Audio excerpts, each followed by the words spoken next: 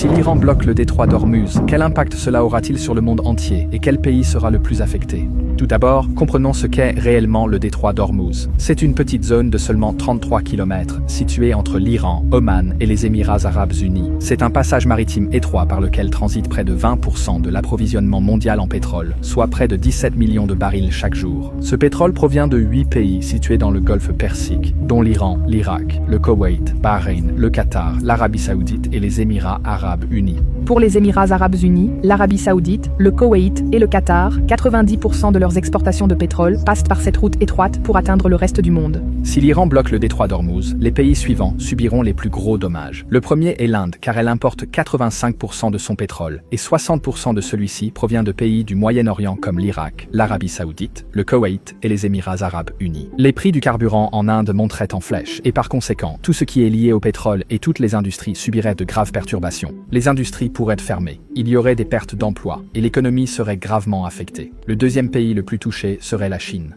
La Chine est le plus grand importateur de pétrole au monde, avec 10 millions de barils de pétrole importés chaque jour. 40% des importations de pétrole de la Chine passent par ce détroit d'Ormuz. Bien que la Chine ait construit des oléoducs avec la Russie et l'Asie centrale, il ne couvre même pas 20% de ses besoins énergétiques. Donc, si le détroit d'Ormuz est bloqué, l'économie de la Chine pourrait subir un coup massif, et si l'économie de la Chine est ébranlée, ses effets se feront sentir dans le monde entier. Le troisième pays le plus touché serait le Japon, car il importe 90% de son pétrole, et 75% de celui-ci passe par le détroit d'Ormuz. Le quatrième pays le plus touché serait l'Arabie Saoudite. 80 à 90% du pétrole de l'Arabie Saoudite va vers le reste du monde par le détroit d'Ormuz, tandis que seulement 10% vont vers l'Europe via sa côte de la mer Rouge. Donc, si ce point d'étranglement est bloqué, l'économie de l'Arabie Saoudite sera fortement impactée. Imaginez qu'un pays perde soudainement 80 à 90% de ses revenus. Que lui arriverait-il? Quelque chose de similaire pourrait arriver à l'Arabie Saoudite. Il y a aussi une forte chance que l'Arabie Saoudite envoie son armée pour rouvrir la route, ce qui pourrait aggraver la situation. Le cinquième est le Pakistan, qui obtient environ 90% de son pétrole par le détroit d'Ormuz. Ce pétrole répond à environ 27% des besoins énergétiques du pays. Donc, si la route est bloquée, les prix au Pakistan pourraient augmenter fortement. Mais il y a un rebondissement intéressant. Étant donné que le Pakistan partage une frontière avec l'Iran et que plusieurs rapports gouvernementaux suggèrent que 35% du diesel du Pakistan provient officieusement de l'Iran. Donc, si le détroit est bloqué, le Pakistan pourrait se tourner vers l'Iran pour le pétrole, soit discrètement, soit par un accord officiel. Ensuite, viennent les Émirats arabes unis, car près de 72% de leurs exportations de pétrole dépendent de ce détroit d'Ormuz. Le pays dispose d'une option de secours, l'oléoduc Habshan Fujairah, qui lui permet de contourner le détroit et d'exporter jusqu'à 60% de son pétrole.